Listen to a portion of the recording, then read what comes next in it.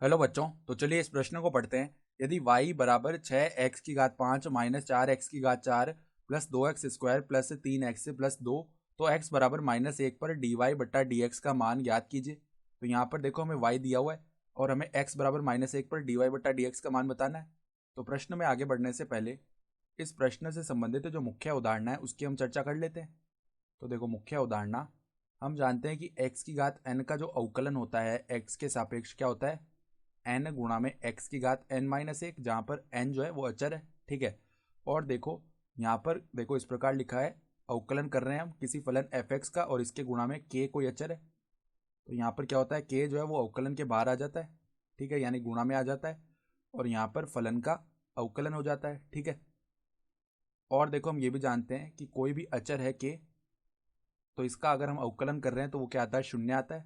जहाँ k बराबर क्या है, अचर है।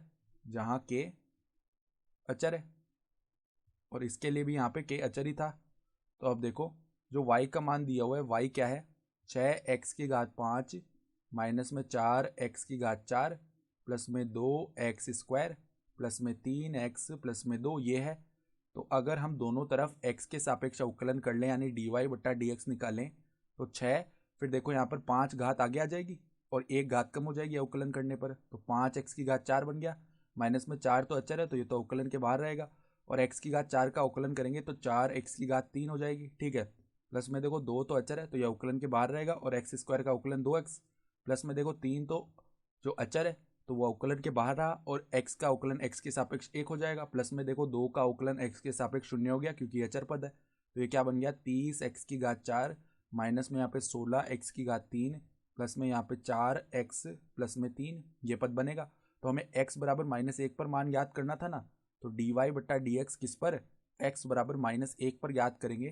तो यहाँ पर 30 गुणा में -1की घात 4 माइनस में 16 गुणा में -1की घात 3 प्लस में 4 गुणा में -1 प्लस में 3 ये बनेगा।